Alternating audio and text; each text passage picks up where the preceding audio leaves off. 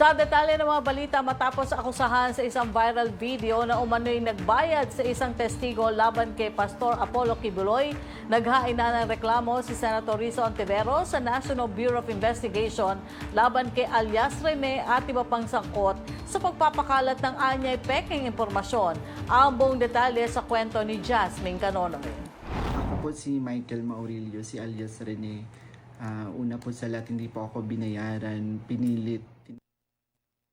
Formal lang nagsampa ng kaso si Senator Risa Hontiveros sa National Bureau of Investigation ngayong umaga laban kay alias Rene, ang bumaliktad na testigo sa pagdinig noon ukol sa mga umano'y pang-aabuso ni Pastor Apollo Kibuloy. Pasado alas 11 ng umaga nang dumating si Hontiveros kasama ang kanyang team sa NBI. Ang naging aksyon ni Hontiveros kasunod ng kumalat na video ni alias Rene kung saan inakasuhan nito ang senadora na binayaran siya ng 1 milyon para tumistigo sa mga seryosong kaso laban kay Kibuloy at idawit sina dating Pangulong Rodrigo Duterte at Vice President Sara Duterte. Kinasuhan ng senadora sa NBI ng kasong cyber libel si Michael Maurilio at 11 pa na individual na sangkot umano sa pagpapakalat ng fake news. Sa ambush interview, sinabi ni Hontiveros na ito ay pasimulang hakbang pa lamang upang matukoy ang nasa likod ng dalawang maling video na kumakalat. Aniya, pananagutin niya ang mga individual na sangkot sa mga video na puro kasinungalingan, lalo pa nadamay ang ibang individual. Bilang isang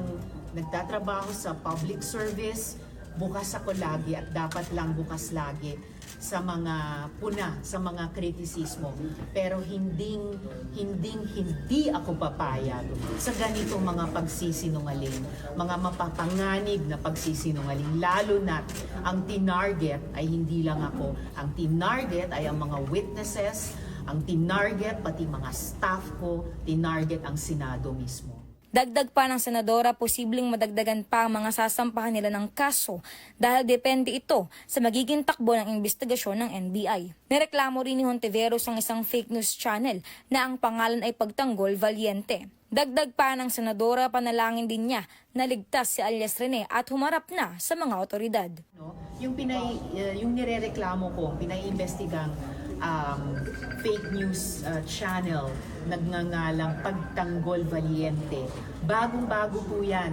Binuo lamang noong June 24, the day after nung mga huling mensahe ni Michael Maurilio. So, hiniling ko sa NBI ngayon alamin sino ba yung Pagtanggol Valiente na yan, sinong mga tao, sinong grupo, at dahil baka o malamang konektado yan dun sa cry for help nung earlier last month ni Michael Maurilio. Nanalangin pa rin ako para sa kanyang kaligtasan. Sana matukoy kaagad ng PNP Davao kung nasan siya at mailigtas. Pero gayunpaman, kailangan na niyang magpaliwanag at managot kung bakit siya nagsisinungaling sa mga video na ito.